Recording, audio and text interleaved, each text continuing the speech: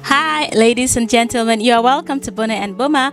I am Boma. Something happened this afternoon. In fact, I'm not happy about it. Can you believe I recorded my first video with so much confidence and happiness and enthusiasm just to finish this video and realize that my microphone wasn't put on.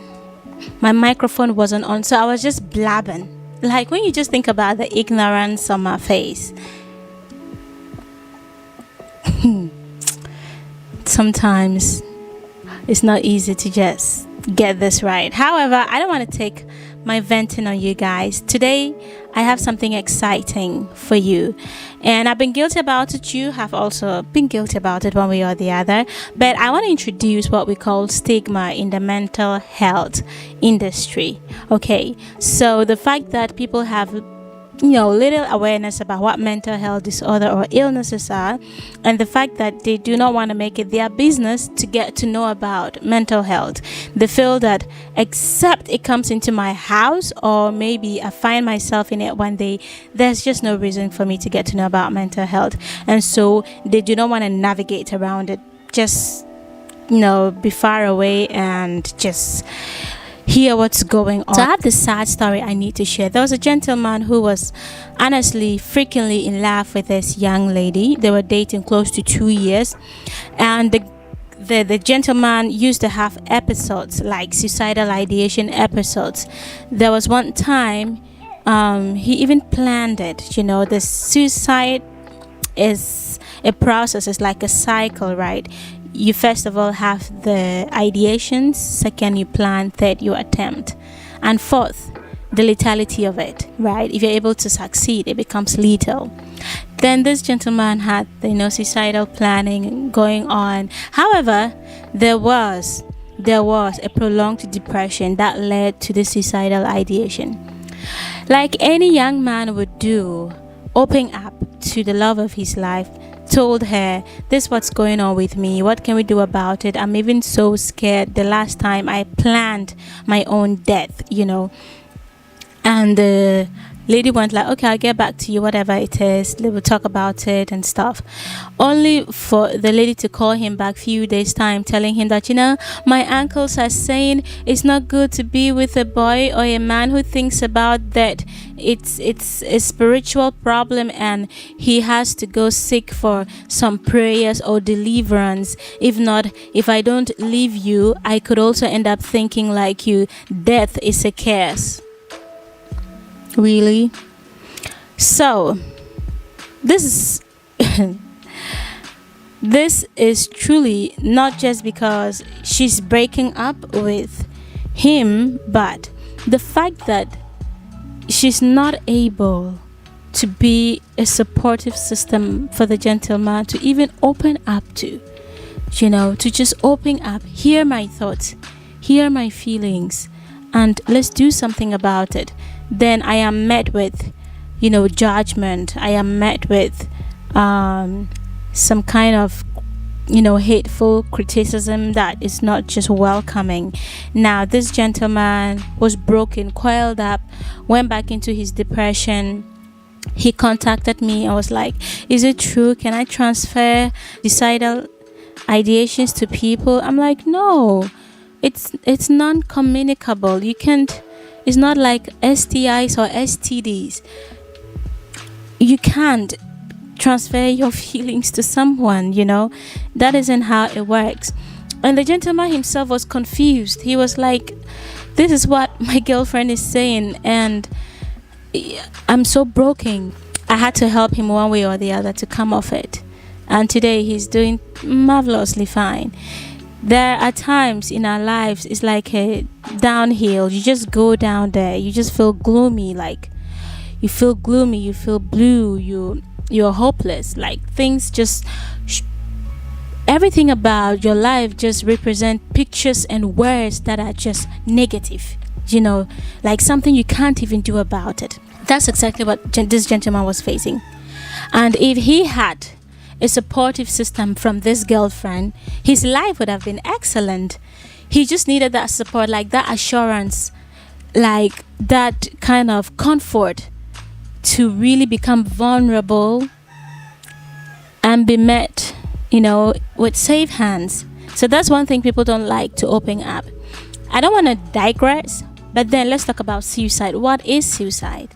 So suicide is simply death caused by injuring oneself with the intent to die. So any activity that you do so that you would end up dying is suicide. Okay.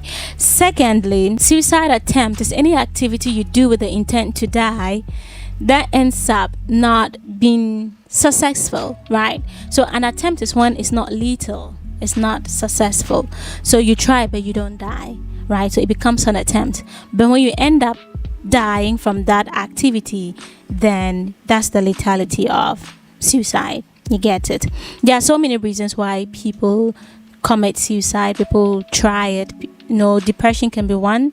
Prolonged depression can be one, like this gentleman was going through and didn't have the help. So normally when people are going through depression, they need what we call the problem solving skills, or maybe coping skills, to be able to navigate in that part or in that phase of their life. When they are not able to meet the right problem solving skills or coping skills, they end up becoming a victim of that. Okay, so if you are going through any form of depression, just get to the rightful professionals. They would help you.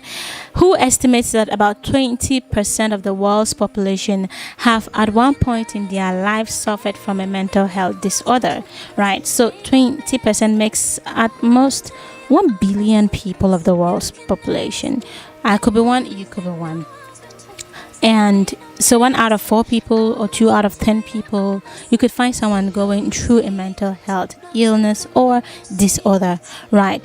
So the reason why I am making this video is simply to create an awareness about stigma, right? So on this page, we normally just discuss about personal development, career goals, godly lifestyle, anything that would help young people become a better version of themselves, right? So today I decided that I need to educate you about stigma, not only on mental health, but on all other biological or physical illnesses. So what in short is stigma? Stigma is a disgrace or a dishonor attached to a certain illness, right? It's not only about the mention of diseases, but it could be a lifestyle, challenge. For example, divorce. People stigmatize women and men who have divorced before, right? So a lot of times people are met with the disgrace of what they are going through in life, and this silence or prevents people from talking. So if you have ever given a reaction, if you have ever responded in a way that prevents somebody from telling you something about them, you have actually stigmatized them, right? And a lot of times it's not normally about the response, but the reaction is what makes it stigmatizing. Secondly, we need to understand that stigma comes with the word shame and guilt. So the person experiences shame from the external world, that is the external judgment from people looking at you, passing comments, whispering, doing all kinds of demeaning acts that would make you feel very uncomfortable and feel left out. So when the external world neglects you, judge you, criticize you, now you have no support but just to rather become but you just rather feel so confused, you become so lonely, and you become depressed, right? Because there's no support. We can only create a family system like the Abraham Maslow theory of needs, right? The first is food. Second, safety. If the environment is not a safe place for you, how do you function, right? Now, the second of the categories of stigma is guilt. That is the internal guilt, where you feel, why has it got to be me? Why am I going through this? And those who are religious will turn to God. God help me, God save me, God heal me, deliver me, redeem me. We tend to cry to God for help when we feel guilty of things that are not even our fault. I mean, who wishes to have a mental health disorder or illness? No one does. So we feel guilty that we are met in that situation. Now, the question, how are you, is a usual question people ask every time, every day, anywhere. I mean, I grew up in that environment. How are you? I'm fine. Whether you are fine or not, the response should always be an expected answer, right? I'm fine. Now, the question, how are you, is normally not about the response people want to hear from you. Or it's not even about the response I want to hear from you. It's the reaction after the how are you I have asked you. So if I ask, how are you? And you go like, I have headache. I would ask, have you taken medicine? Do you have to go to the hospital? Are you okay? Because that is what? Physical illness. A lot of people relate to physical illness. Oh, I had a bad stomach ache. Or maybe I have a general body pain. That is okay. Just go get some tablets, right? But if I ask you, how are you? And you go like, I'm depressed. Depressed? Like the reaction, depressed? Or maybe, how are you? And you go like, I have suicidal ideations. What? You want to kill yourself in this world, this beautiful world? So the reaction to that answer is the stigma, right?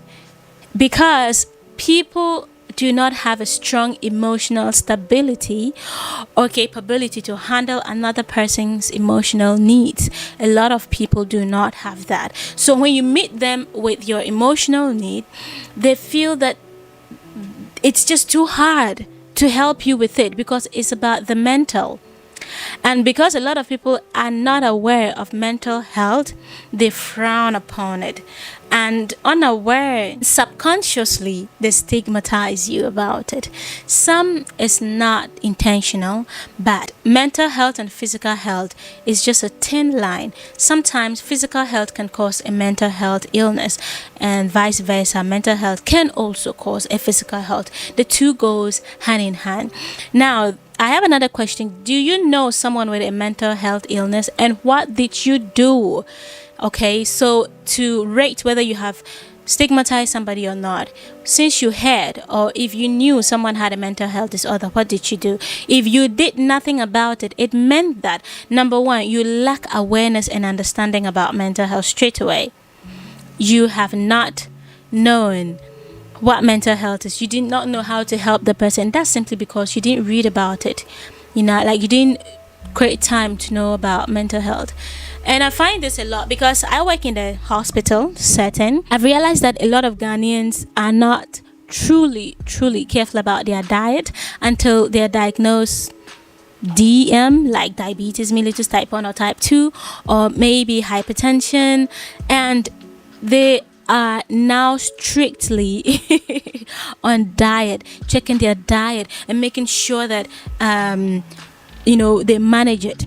But it's the same way towards mental health. Sometimes people can have headaches, and they go to the hospital. I want to have this help. I've been having headaches. What's wrong with me? But the same person can be having anxiety or stress, like overly stressed at work, and they feel like, oh, come on, I can just, it's part of life. I mean, who doesn't stress? Who doesn't get tired? And the more you talk about it, they feel that you are lazy. The same person can be depressed for 2 or more weeks and will not still tell anybody about it, will not still go and see a psychologist about it, because they feel sadness is part of life, right? But then they are getting this confused because doctors do not treat feelings or thoughts. Doctors can give you medicine to change how you feel or change how you think, right? It's a psychologist that does that. I have met people who have a very terrible relationship with clinical health psychologists or anything that has to do with mental health, right? They feel that I am fine, I'm not going crazy, and that's what they think. Anyone who sees a psychologist is going mad. There are actually a lot of reasons why people see clinical psychologists, okay? So it's because you stigmatize mental health. That is why you don't want to see a clinical health psychologist. I've got you. So Number two could be reluctant and shame to admit it. A lot of people are shame about, mental health. And so even if they know that someone in their family is going through a mental health illness or disorder, they don't want to admit it. They'll just say, you know what, you've gone to the hospital, you have this frequent headaches, right? In psychology, it could be called somatization or functional neurological disorder. It could be hypochondriasis. A lot of times when people think they are sick, when indeed there is nothing scientifically wrong with them. You get it? So they would feel, oh, go to the hospital, go for deliverance. You need to be you're possessed. Just go get some purification. And they are shy about it to admit that, oh, somebody really in their family has any mental health disorder, right? So the thing about this is to just go to Accra Psychiatry Hospital, Pantan General Hospital, Ankafu. Just go see how they are, how they are doing, and stop this myth about anyone who goes to see a clinical psychologist or for some mental health services is doing very poor in life. Like, it's all about, schizophrenia. It's not. It's definitely not. Number three, if you know someone has mental health illness and you did nothing about it, it could be also the fact that you are highly stigmatizing them. Yeah, you are very, very, very stigmatizing them. And so because of that, you don't even want to do anything about it. You are fine. And some people also use physical illness to be understood than mental health. Instead of saying, I'm depressed, they would go like, I've been worried because I've been having headache for some time now. Or maybe, I think I'm having this headache because I'm heartbroken. They can't really come out to say, I'm depressed. I'm truly depressed, like something like grieving or mourning. This is a situational depression, right? And sometimes it can lead to MDD, like major depressive disorder, if it is not treated.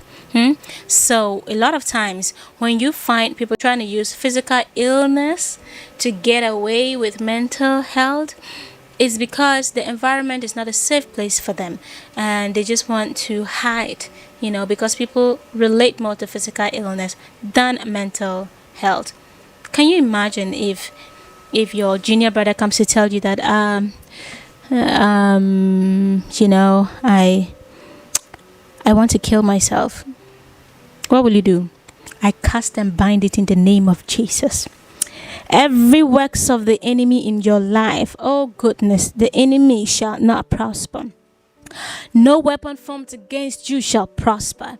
Yes, prayers is good. I love praying, but sometimes you need to seek for professional help. That is what is needed in your little brother's life. Okay, don't just take the person to the spiritual house and they are pouring all kinds of herbs, all kinds of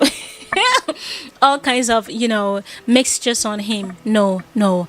So how do we combat stigma? You listening to me right now, how do we combat stigma? First of all, we can combat stigma if we make it our business.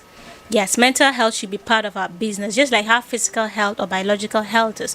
You should make it your business. Read about it, educate yourself, tell somebody about it.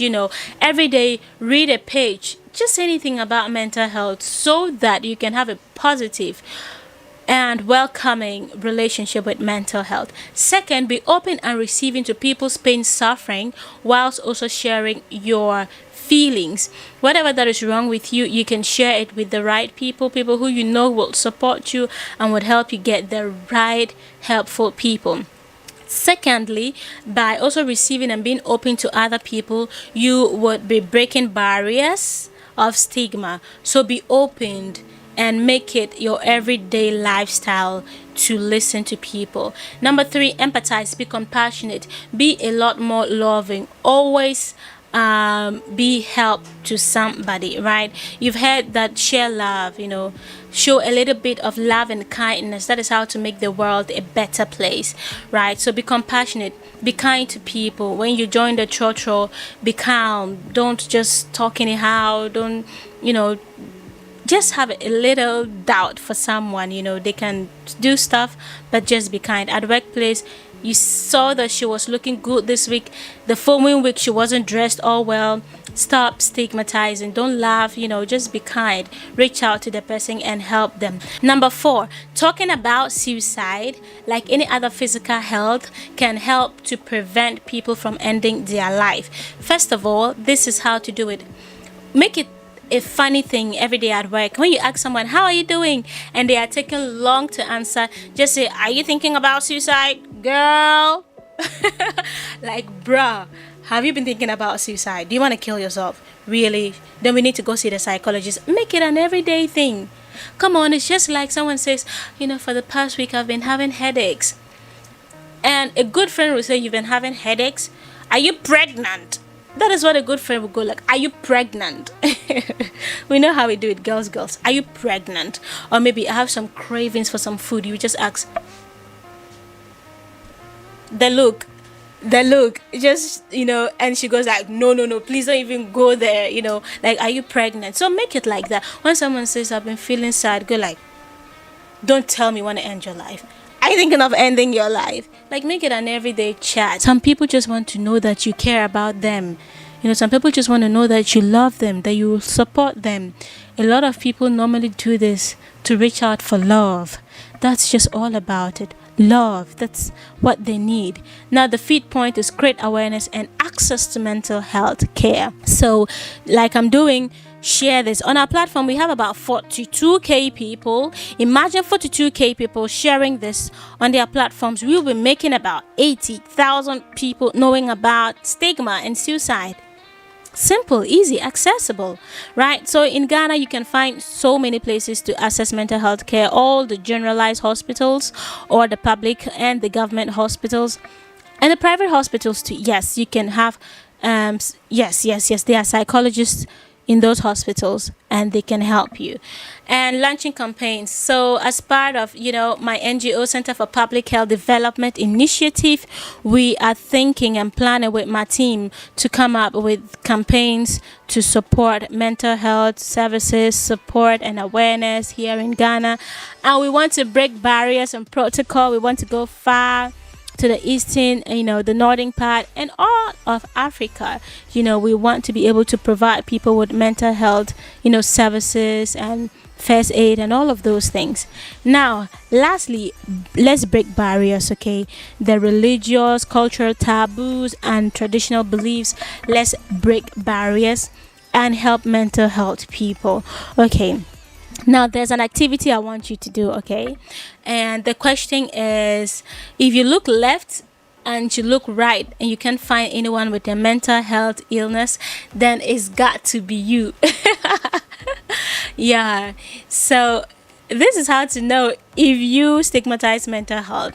So if you look left, if you look right, our workplace, wherever you're listening to me right now, even if it's at home, and you look left and right, your siblings, you see that they are okay, then it's you who is rather not okay, right? So if it's you and you go like, God forbid, I reject this in Jesus' name, that means you are highly stigmatized. Like, yeah, stigmatized.